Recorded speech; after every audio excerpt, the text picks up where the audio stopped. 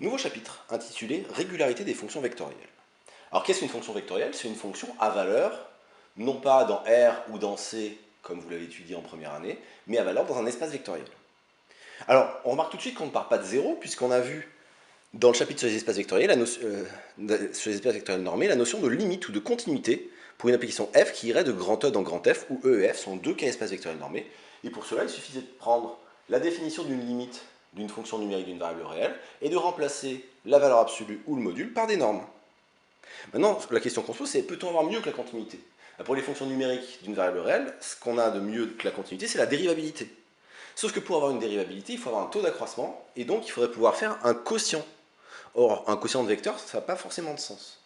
Et on verra dans le chapitre sur les fonctions de plusieurs variables, quand j'aurai E, qui sera par exemple un ouvert de R puissance P, on verra que la notion de dérivée n'aura pas de sens. On parlera de dérivée partielle, de dérivée par rapport à chacune des variables, etc. Mais la notion de dérivée n'aura pas de sens. Et pour pouvoir définir la notion de dérivée, il faudra que l'espace de départ soit simple, et en l'occurrence ici, on prendra un intervalle de R, I. Donc dans tout le chapitre, on s'intéressera à F qui va de grand I dans grand E, où I est un intervalle de R, et E sera un R espace vectoriel de dimension finie. On discutera un peu plus tard de pourquoi la dimension finie est importante. On démarre par le grand 1 sur la dérivabilité des fonctions vectorielles, et le petit 1, définition et caractérisation de la dérivabilité. Alors je démarre par deux définitions qui sont des généralisations très simples de la dérivabilité, qui sont en fait les mêmes définitions que pour une fonction à valeur dans R, à savoir, si je prends I un intervalle de R et E un R espace vectoriel de dimension finie, f de I dans E, on dit qu'elle est dérivable en x0 dans I, si ce qu'on appelle le taux d'accroissement possède une limite finie, quand h tend vers 0, le taux d'accroissement, ce sera f de x0 plus h moins f de x0, qui sera dans E, ce sera une différence de deux vecteurs, que je multiplie par 1 sur h. J'ai bien le droit de multiplier par 1 sur h, puisque h est un réel. Et si ce taux d'accroissement a une limite finie quand h tend vers 0, si elle existe, cette limite sera notée f' de x0 et sera appelée le vecteur dérivé de f en x0. Ensuite, je dirais que f est dérivable sur un intervalle i si elle est dérivable en tout point de i. Et dans ce cas-là, je pourrais définir la fonction dérivée f' qui va de i dans grand E, qui a x associe f' de x, ce qu'on appelle la fonction dérivée de f sur i. Alors la fonction dérivée, il faut faire attention que c'est la fonction qui fait varier x dans i, et à chaque x, le f' de x est lui-même défini comme la limite d'un taux d'accroissement, la limite quand h tend vers 0 de f de x plus h moins f de x fois 1 sur h. Donc voilà, les définitions sont très proches de celles pour une fonction numérique d'une variable réelle. La différence, premièrement, c'est que f' de x0 est un vecteur ici. F' de x0 est dans E. On ne parle pas du nombre dérivé, on parle du vecteur dérivé. L'autre remarque qui explique pourquoi est-ce que j'ai besoin d'être en dimension finie pour l'espace d'arrivée, c'est parce que la dérivabilité fait intervenir une notion de limite. Or, les notions de limite peuvent dépendre de la norme choisie, mais comme je travaille dans un espace vectoriel de dimension finie, et que sur cet espace vectoriel de dimension finie, toutes les normes sont équivalentes, et donc la notion d'existence de limite de suite ne dépend pas de la norme choisie, et bien la dérivabilité ne dépend pas de la norme choisie sur A. Question, y a-t-il un lien avec les fonctions numériques? La réponse est oui, avec ce qu'on appelle la caractérisation de la dérivabilité composante par composante. La proposition est la suivante, je prends I un intervalle de R, E un R espace vectoriel de dimension finie, et E un ER une base de E, qui existe puisque E est de dimension finie. Alors, une application f qui va de I dans E pourra se décomposer pour tout x dans I, f de x se décomposera dans la base E1 ER sous la forme de la somme des fj de x, EJ. Où fj sera une application qui va de I dans R, puisque ça associe la jm composante de f de x selon EJ. Alors, f sera dérivable en x0 respectivement sur i, si et seulement si pour tout j entre 1 et r, fj est dérivable en x0 respectivement sur i, et dans ce cas-là, f' de x0 vaudra la somme des fj' de x0 ej, respectivement pour tout x dans i, f' de x vaudra la somme des fj' de x ej. Je vais faire la parenthèse. Alors la démonstration n'est pas très compliquée. Je le fais, et ce sera pareil dans tout le chapitre, je le fais d'abord pour un certain x0, puis après je dis je le fais point par point en tout point. Je prends x0 dans i, je prends h tel que x0 plus h appartient à i. Et j'écris mon taux d'accroissement, 1 sur h fois f de x0 plus h moins f de x0, qui fait la somme de j égale 1 à r des 1 sur h fois fj de x0 plus h moins fj de x0 fois ej. Donc là, ça revient à décomposer f de x0 plus h et f de x0 dans la base E1, ER. Sauf que, on a vu dans le chapitre sur les espaces vectoriels normés, qu'une fonction à valeur dans un espace vectoriel normé de dimension finie avait une limite finie si et seulement si chacune des applications composantes avait une limite finie.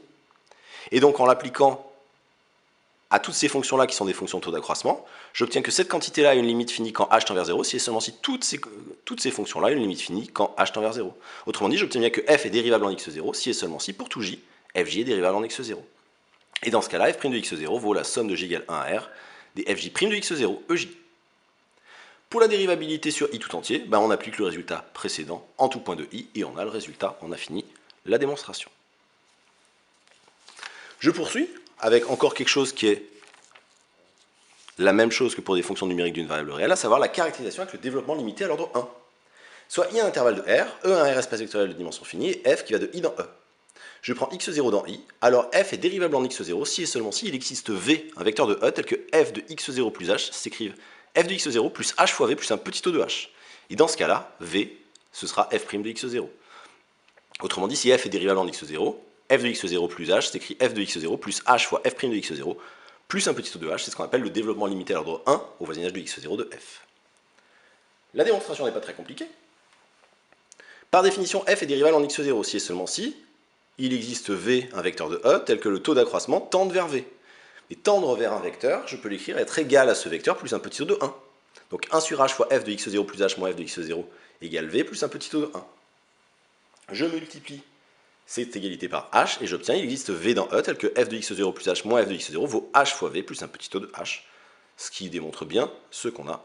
Et dans ce cas, v c'est f' de x0.